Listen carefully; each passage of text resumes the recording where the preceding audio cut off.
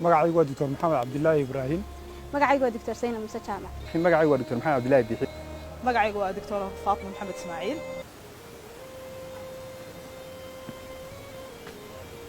Bismillahir Rahmaanir Rahiim. Fayraskan la yiraahdo SARS coronavirus 2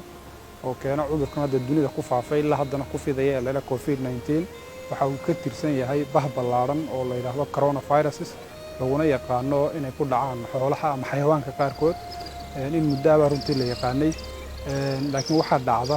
marar inay uga soo gudbaan bini aadamka oo noocyo isaga ka horeeyay ilaa laba nooc oo hore oo SARS 1 oo 2003 China ka dilaacay iyo MERS oo 2012 Sacuudiga ka dilaacay ayaa ka horeeyay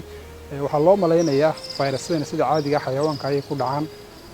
dadka haddii ay u soo gudbaan mararna inta badan may noqon jirin kuwa halis keena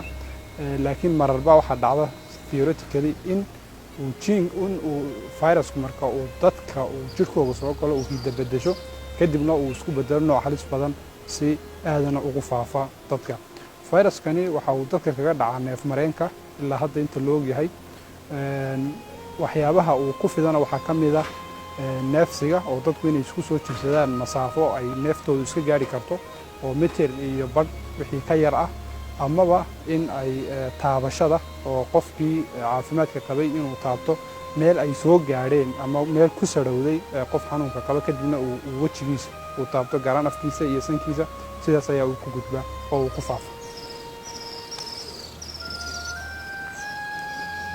bismillaahir rahmaanir rahiim waxaan doonaa xanuunkan coronavirus calaamadaha u gaarka ah lagu arko maxay yihiin hadduu qof isku arko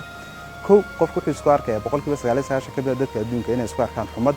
97% kamid dadku waxay isku arkaan tamar darro iyo daal fara badan 90% dadka kamid waxay isku arkaan inay yeeshaan qufac oo ah waliba nooc qufac qalalana waxa kale oo qofku yeelanayo inay naqaska neefta dhigto dadka qaar waxay isku arkayaan inay jirka guud ahaan ay ka dareemayaan xanuuno jirkooda ku jiro dadka qaar waxay dareemayaan inay yalaaluga hayso dadka qaar waxay yeeshaan shuban bay yeeshaan dadka qaarna waxay yeeshaan inay murqiyadu xanuunaan kun waa guud ahaan calaamadaha uu leeyahay xanuunka coronavirus laakiin saddexda ugu badan waa qufaca iyo xumada iyo naqaska oo qofka dhiba marka inta laga tago hadduu qofku calaamadahan isku arko maxaa looga baahan yahay waxa looga baahan yahay markuu qofku calaamadahan isku arko inuu gurigiisa joogo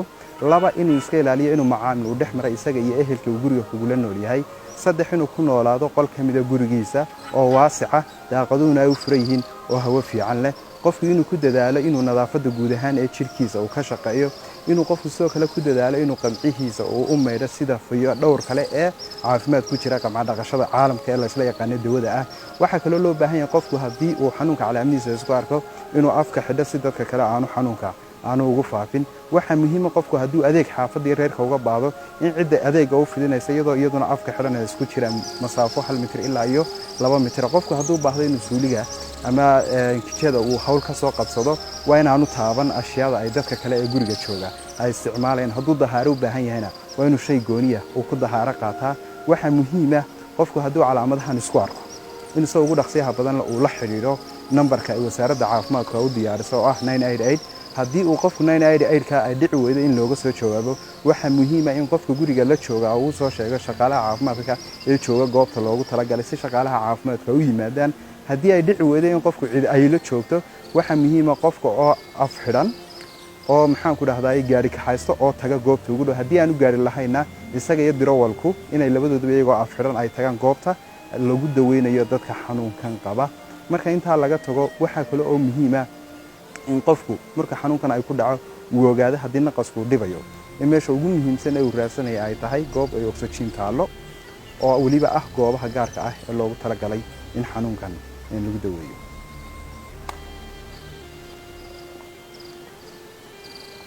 haddaba si xanuunkan coronavirus ee adduunka kaga qaylisiyay loo xakameeyo waxa ugu muhiimsan waxa weeyaan dadku inay wada fahmaan habka uu ku gudbaayo taa marka la wada fahmo habka uu ku gudbaayo taasoo la samaynayo wacyi gelin fara badan amba dheeraada oo iska kaashanaya wasaaradda caafimaadka iyo bahaha kaleba qof kasta oo ku nool amba deegaan Soomaaliya waxa waajib ah in uu ogaado habka uu ku faafayo dabadeetana uu raaco talooyinka waxa kamid ah qofku inuu markasta gamcihiisa maydho 20 ilbiriqsi uu ku maydho biyo iyo saabuun in markastaba qofku ku dadaalo in aanay gamcihiisu taabanin meelaha uu fayrasku jirka ka galo sida indhaha sanka iyo afka waxa kale muhiim ah qofku in aanu goobaha la iskugu imanayo maadaama dad badan oo aan calaamado lahayn xanuunkan ay fidinayaan in aanu tagin goobaha la iskugu imanayo haddii aanay wax daruuri jirin haddiiba ay dhacdo qofku in uu daruuri u baxo amba wax muhiim ah uu baxo inuu markasta ku dadaalo inaanu qofna gacanta salaamin waa run Soomaali baynu nahay waxa laga yaabaa in dadku ku caroodaan laakiin dib ma la way fahmi doonaan muddo ka bacdi sababta aan la isu salaamaynin haddii qofku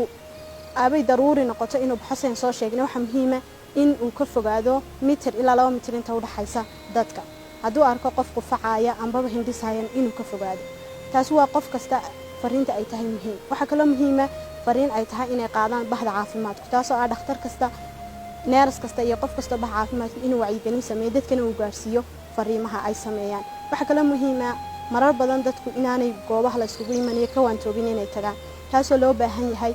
in xil ay iska saarto dawladdu si dadka ku xakameyn lahayd inay goobaha iskaga yimaadaan bilaa sabab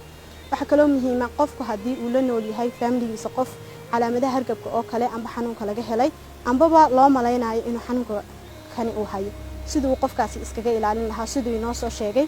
Dr. Maxamed ta kale muhiimka waxa weeyaan marka qofka laga yimaado inuu qofkan kale xitaa markasta uu ku dadaalo inuu ilaaliyo ta kale laga hortagay waxa kamid ah qof kasta oo xanuunkan looga shakiyay ambaba la xaqiijiyay inuu haya in qof kasta oo muddadii ugu dambeysay 14 cisho ahayd ay wada kulmeen ay noqoto in la karantiimeeyo ambaba waanu ka soo bixin guriga sababta lama garan karo in xanuunka qaaday iyo in kale taasina waa fariin muhiim ah waxyaabaha kale muhiimka waxa weeyaan in matalan oo kale dadkii dan yarta ahayd oo kale ganacsatada ay caawiso sababtoo ah duruufo badan jira aawada dad badan baan u suura galin inay guryahooda joogaan iyagoo raadsanaya quuto daruurigoodii marka in shacab iyo dawlad bal isu wada naxo dabadeedna taas ay keento inay guryahooda joogto waxa kamid ah meelo badan waxaan ku celcelinaynaa farxalo dad badan waxa jirta weyn ogsoonay Soomaaliland Hargeysa ku jirto inaanay biyo heli karin in laga qayb qaato meelaha sida IDP-yada ambaba State House-ka ama meelahaas oo kale in dadka tijaarto ay dhigaan biyo iyo saabuun nadiif ah si markasta ugu suura gashay inay gacmahooda meedhaan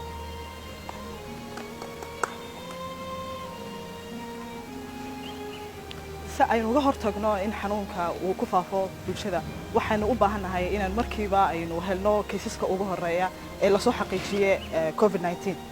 sidaan ognahay wadan kasta marka ugu horeysa xanuunka waxa laga helaa dhowr qof ayaa laga helaa hadhowtana uu sii fidaa uu sii bataa markii ugu horeysay xanuunka la shaaciyay labadii bilood ugu horeysay waxay ku qaadatay in 100,000 oo qof xanuunka laga helo 12 cisho kadib tiradii dadka xanuun ku dhacay way kordheen waxay noqotay 100,000 bay kor soo kacday ilaa 200,000 saddex cisho ka bacdi wuxuu soo kordhay 300,000 haddana saddex cisho dambe oo ku sii xigana wuxuu noqday 400,000 marka xaggaas waxaad ka arkaysaan in tirada kiisasku ay aad u sii badanayaan maanta aynu taaganahay xaaladaha caalamka COVID-19 waxay marayaan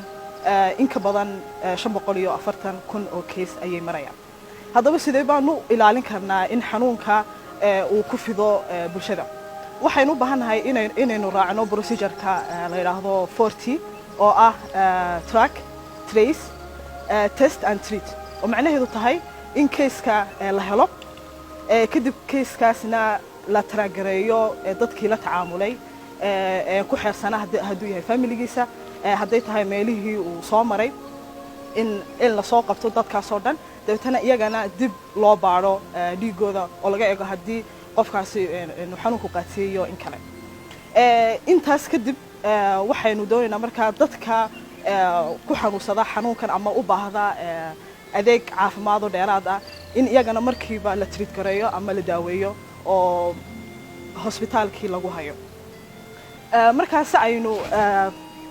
xanuunkan aynu xakameeno waxaan doonaynaa inaan hore kiisaska aan u helno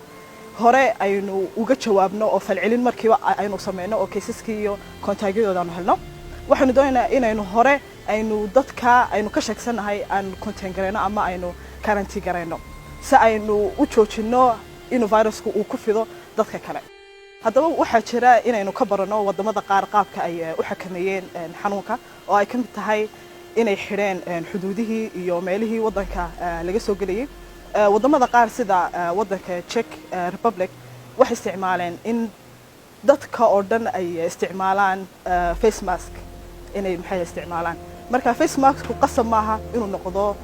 kan surgicalka ama N95 because markasta ma helino dadkuna ma wada gooyin karayaan inay ibsadaan marka waxay sameeyeen inay guriga dhexdiisa ay ku samaystaan maskiyo ay isticmaalaan taasina waxay yaraysay in viruskii ama particleskii dadka u kala gudbi lahaa inuu yaraado waayo marka dadka oo dhan ay mask wada xidhaan wuxuu yaraynayaa transmissionkii viruska aad mahadsantihiin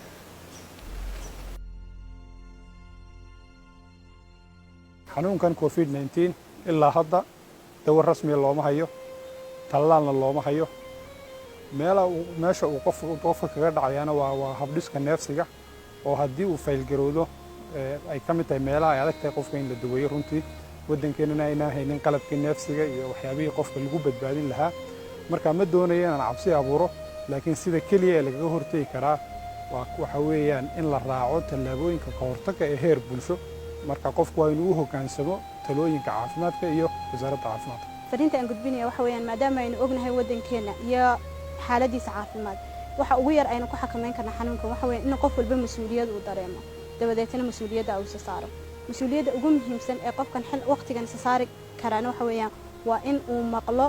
fariinta caafimaadka ee la farayo kadibna uu dadka sii gaarsiiyo taa waxa ka muhiimsan in wax kastaba qofku aanu qaadan ee waxa uu dirayo waxa dadka uu sheegayo ay noqdaan wax xaqiiqa sax ah kadibna uu ku dhaqmo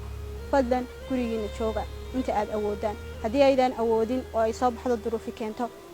ha u dhowaanina dadka mitir amba 2 mitir u jirsada haddii ay suuragal noqoto oo aad aragtaan qof qufacaya amba hindhisaya ka fogaada mas'uuliyad aynu iswada saarna unbayn kaga gudbi karnaa marxaladda fariintan gudbinaya waxa weeyaan fadlan gurigaaga joog waxay ka dhigan tahay haddii aad waxa asaami xanuunka leedahay bulshada xanuunka gaarsiin haddii asaami xanuunka aanad lahayna gurigaaga joog si aanad uga soo qaaday xanuunka cid kale sidoo kale gurigaaga joog waxay ka dhigan tahay ayayda iyo awowga iyo dadka waaweyn oo xanuunkan u nugul in haddii aad baxda aanad xanuunka aanad u keenin saa daraadeed waa muhiim inaad gurigaaga joogto si cid kasta u badbaado xanuunkan covid-19 waa xanuun aan odhan karno waa imtixaan ay wadamada caalamka oo dhan ay soo mareen adduunweynahuna wuxuu arki doonaa qaabka waddan kasta